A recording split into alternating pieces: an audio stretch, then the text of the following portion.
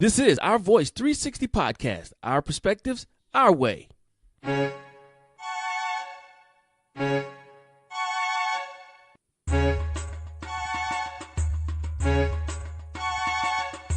Hey, I'm your host, Chad Bumgarner, and Our Voice 360 is a podcast from our perspective, providing inspiration, business and leadership tips, Black history knowledge, sports, current news events, and self-help insight, along with other information to keep you in the know while you're on the go.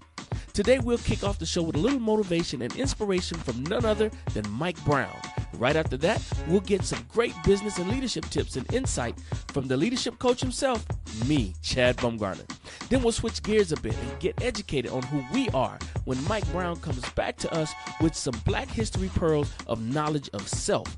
Next up, we'll get our sports commentary and updates with our sports guru, Pete Hunt. Following Pete will be the brilliant and talented news reporter, Fentress Chestnut Fountain, with our current news events information. Okay, are you ready?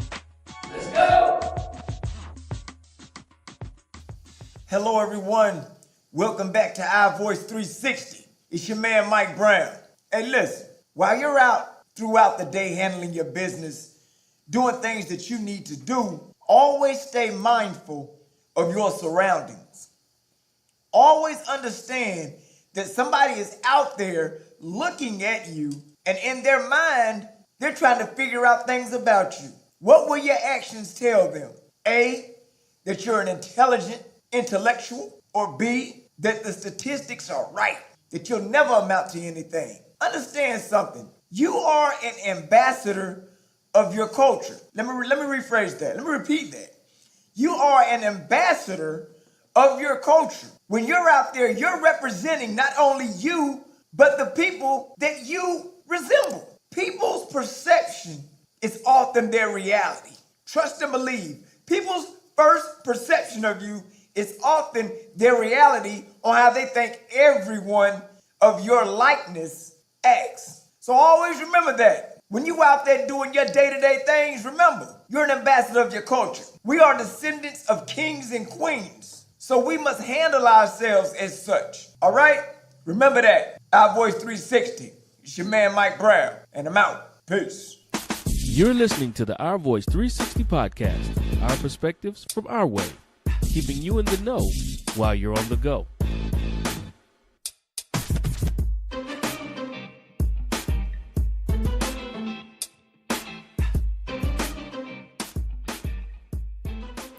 Hey everyone, this is Chad Bumgarner with another edition of The Intentional Leader.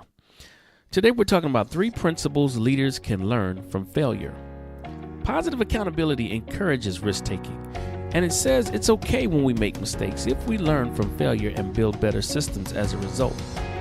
Now there's a high price that companies pay when leaders deflect blame and point fingers instead of owning mistakes and failures. This behavior from the top compromises morale across the team and even an organization as a whole. Employees experience burnout and disengage when they are constantly motivated by fear and stress. Instead, when leaders learn from mistakes and move forward by taking accountability for results, even the ones that we don't like, mistakes transform into opportunities. Now, here are 3 principles to lead by to encourage learning quickly and moving ahead more effectively. Number 1, fail fast, the learning paradox. Olympic gold medalist Reed Priddy claims that his success today is because of his failures. Now, this learning paradox doesn't sit well with many organizational leaders. A workplace accountability study reveals that when it comes to learning from success and failures, more than 2/3 of respondents say that their organizations are not doing this effectively.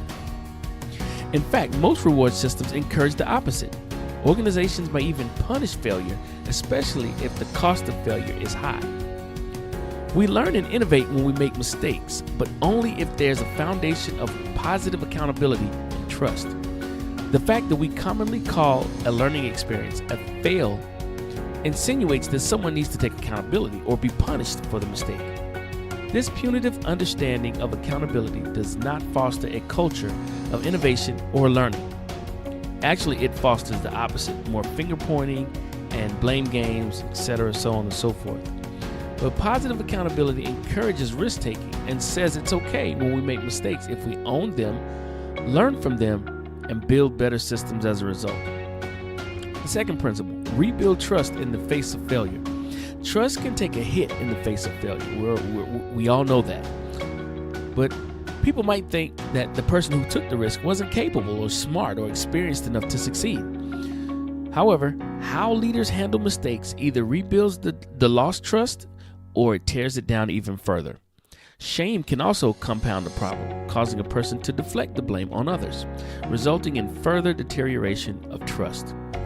However, when employees witness a leader taking accountability for mistakes in an open and transparent manner, even asking for feedback to improve their work, they rebuild trust. Leading with vulnerability requires courage, but the payoff for being open and candid when communicating mistakes is a stronger work environment that supports the learning necessary for innovation, breakthroughs, and success. Now here's the third principle. Share best practices. One of the most common complaints in organizations today is the lack of effective communication. When we are busy accomplishing more with less, we tend to put our heads down and just work.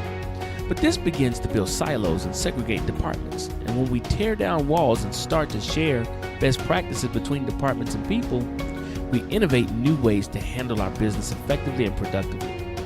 Now, how do we succeed from failure? Well, first we need to understand everybody makes mistakes, which means that everybody gets a chance to learn and grow. Innovation and trust thrive in an environment where shame and blame have no stronghold. A culture that supports failing fast and encourages employees to take ownership over mistakes reaps the benefits of better solutions and also increase engagement over the results and unprecedented business results. So there you have it. 3 principles that we as leaders can learn from failure. Fail fast, rebuild trust in the face of failure, and share best practices. All right, well, that's it for me, guys. This has been another edition of The Intentional Leader. To find out more about me and what I do, please visit my website at www.chadbumgarner.co. You can also hit me on Twitter, as well as check out the video versions of these podcasts on YouTube. Thanks so much for tuning into Our Voice 360, our perspectives, our way. And remember, great leadership equals great results. How are you leading? Hi, are you tired of high turnover rates, constant confusion on the team, or maybe even low or mediocre productivity from your team? Well, the CDB Consulting Group has the experience and the business acumen to correct those issues and take you and your team to the next level. So contact us today. Go to www.chadbumgarner.co or call us at 678-571-2773. And remember, great leadership equals great results. How are you leading? Composer and pianist George Walker has enjoyed one of the most stellar careers in music despite being largely ignored by the greater public. Among his many firsts, he is the first African-American composer to win the Pulitzer Prize in music. George Theophilus Walker, the son of Jamaican parents from Kingston, Jamaica, Walker was immersed into music at a young age through his mother. As a prestigious pianist, he graduated from Oberlin College at 18 and studied piano at the Curtis Institute of Music, becoming one of the school's first black graduates. In 1945, Walker was the first black instrumentalist to perform at Manhattan's Town Hall in a performance that drew raves from the likes of the New York Times. 2 decades later, he made history again by becoming the first black instrumentalist to perform with the Philadelphia Orchestra. Shortly after, National Concert Artists, a popular management company, signed Walker as a client, also a first for a black musician. Despite his early successes, Walker would not have the same number of classical performances as his white counterparts. Instead, he poured his creative vision into his own works, earning a 1996 Pulitzer Prize for Lilacs for Voices and Orchestra. On June 17, 1997, the late Marion Barry, then serving as mayor of Washington, D.C., declared the day George Walker Day in honor of his achievements. Today, Walker is still hammering away. His son, George T.S. Walker, is an accomplished composer and violinist, an instrument the elder Walker calls among his favorites. His other son, Ian Walker, is a notable playwright. Once again, people, welcome for listening to Our Voice 360. Know yourself, know your worth. All right? I'm out. Peace. Whether you go from state to state, coast to coast, there is no job too big, no project too small for Elect Graphics and Photography. If it's important to you, then it's important to us. Allow Elect Graphics and Photography to take care of all your graphic design, audio, and video needs. You can reach us at 828-855-3057. Thank you. You're listening to the Our Voice 360 podcast, our perspectives from our way, keeping you in the know while you're on the go.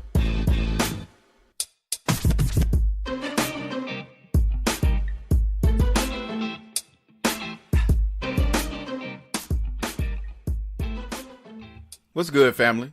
And welcome to the Sports Chronicles. I'm your host, Pete Hunt. Football is back, and I will be breaking down key games and players throughout the NFL and college season. First, I will start with the top 3 picks of the 2018 NFL Draft. The Cleveland Browns' number 1 overall pick, Baker Mayfield, the New York Giants' number 2 pick, Saquon Barkley, and the New York Jets' 3rd pick, Sam Darnold. Week 1 of the NFL preseason is in the books, and all 3 players had their moments. Let's start with Baker Mayfield. We all know about Baker's playmaking ability coming out of the University of Oklahoma, and that transferred very well in his first professional game against the New York Giants. Baker went 11 for 20 for 212 yards and 2 touchdowns. Baker had control of the huddle, and he stood poised and tall in the pocket and made very accurate throws from that pocket. He also made plays with his feet that we saw a lot at his time at Oklahoma. Tyrod Taylor has been named the starter, but I think Cleveland has finally found their quarterback of the future. Explosive is the adjective I would use in describing Saquon Barkley, and he proved that in his first professional carry against the Cleveland Browns, running for 39 yards. If this is any kind of indication on the type of running back Saquon will be, he will be Eli Manning's best friend, a New York Giants fan favorite, also a key to the New York Giants making the playoffs this year. He is going to be a very, very good player down the line because he can do it all. He can run it, he can catch it out of the backfield, and he proved at Penn State he can also throw the football. He can do a multitude of things for the New York Giants to be successful this year. And moving on to Sam Darnold. He is your prototypical quarterback coming out of USC. He also had a very nice game against the Atlanta Falcons. He went 13 for 18 for 96 yards and 1 touchdown. But don't let the numbers fool you. He was very poised in the pocket, can make all the throws, and he's also sneaky athletic. Who will be their starter week 1? Will it be Sam Darnold or will it be Teddy Bridgewater? If Sam Darnold can continue on this path, he's going to be a very good quarterback either week 1 or in the future. Thank you for listening to the Sports Chronicles exclusively on Our Voice 360. The FPC channel, hosted by yours truly, Ventress Chestnut Fountain, can be seen on any streaming device on your televisions. You can even watch from your phones on any social media platform. News, weather, and entertainment featuring some of today's biggest celebrity interviews.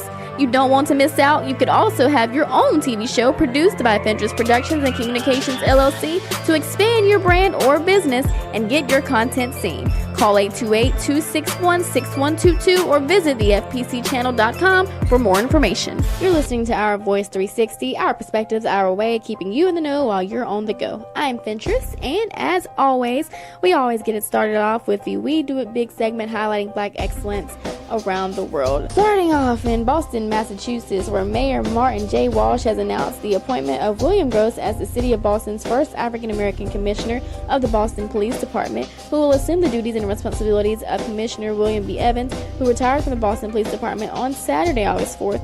Gross previously served as Superintendent-in-Chief of the Boston Police Department. He is the first ever Black commissioner in the city.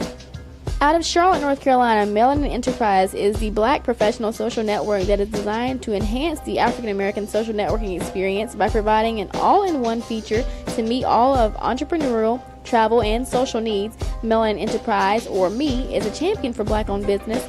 They recognize how necessary it is for our communities substantially to build our own social network that can conveniently connect conscious consumers to Black-owned businesses in local neighborhoods. Now let's move on over to Houston, Texas. To God Be the Glory Sports is a Houston-based black-owned distributor of high-end sports equipment and is continuing to diversify their business operations in China and in India, so that's big. Founded in 1997, BTG Sports has become internationally recognized for their inspirational sports camps and Goodwill exhibition basketball tours. The company also assists young athletes with obtaining college scholarships and advises professional athletes in business-related ventures. Moving on over to New York, where Rodney J. Reynolds, the founder of American Legacy Network Corporation, announced the launch of American Legacy Network, a subscription video-on-demand streaming service showcasing African-American history and culture programming and original content for the entire family. Reynolds says, "We're excited about the launch of American Legacy Network. The streaming service is a natural transition in the evolution of our brand. ALN will fill the void with content designed to entertain, inspire, empower, and educate the Black community, and will be a network that the entire family can enjoy. Subscribers will be able to watch well-known classic Black films while discovering new and original content developed and produced by independent producers and filmmakers. American Legacy Network features documentaries, news-oriented programs, and much more." Moving on to our history segment. Starting off on August 13th, I'm going to tell you a little bit about two different people. Jocelyn Elders was born. She was a pediatrician and a public health administrator. She was a vice admiral in the Public Health Service Commission Corps and the first African American appointed as Surgeon General of the United States. And on August 13th, 1935, James T. Mudcat Grant was born. He is a former MLB pitcher who played for several teams. In recent years, he has dedicated himself to studying and promoting the history of blacks in baseball. And on August 14th, Michael Jackson bought the publishing rights to more than 250 songs by the Beatles. This happened in 1985. It was a $47 million sale, outbidding Paul McCartney on the supergroup's 251 songs. Prior to the purchase, Paul McCartney and John Lennon signed a publishing agreement with the company they had part ownership of called Northern Songs, but Michael Jackson beat them to it. On August 15, 1938, U.S. House Representative Maxine Waters was born in Kinloch, Missouri. She represents California's 43rd Congressional District. In her 37 years of public service, she was built a reputation for tackling tough and even controversial issues. As a member of California's State Assembly, she spoke out against South Africa's apartheid government. Waters was elected to the House of Representatives in 1991. On August 16, 1963, the first U.S. postage stamp designed by a black artist was placed on sale. Graphic artist George Olden featured a broken chain on the stamp to commemorate the 100th anniversary of the Emancipation Proclamation. Olden's design was praised by then-President JFK as a reminder of the extraordinary actions in the past, as well as the business of the future that came from the Professional Association for Design. Marcus Garvey, an impassioned leader of the Black nationalist and Pan-African movements, was born in St. Anne's Bay, Jamaica on August 17, 1887. His career in political activism started when he was just 14 years old. When he left Jamaica to travel to South Africa as a journalist and newspaper editor, it was that trip that inspired him to form the Universal Negro Improvement Association in Kingston, Jamaica, that happened in 1912. Garvey's vision was to instill self-determination and empowerment into all people of African descent, encouraging a pilgrimage back to their African homelands. Garvey's Pan-African message of unity eventually spread to the U.S., and by 1916, UNIA's membership has swelled to 4 million worldwide. And that wraps up the Black History segment, giving you the scoop on what went on in our history this week from August 13th through August 17th, as well as the We Do It Big segment celebrating Black excellence, highlighting it worldwide. Until next time, I'm Ventress. Thanks again to my sources, blacknews.com and BET.com. We'll be right back next week, so make sure you always tune in to Our Voice 360, our perspectives, our way, keeping you in the know while you're on the go.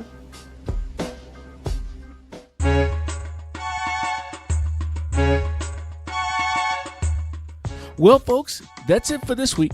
I'm your host, Chad Baumgartner. I want to give a shout out to my Our Voice 360 team, Mike Brown, Pete Hunt, Ventress Fountain, and Ivan Hunt. As always, thanks for tuning in to Our Voice 360, our perspectives, our way, keeping you in the know while you're on the go.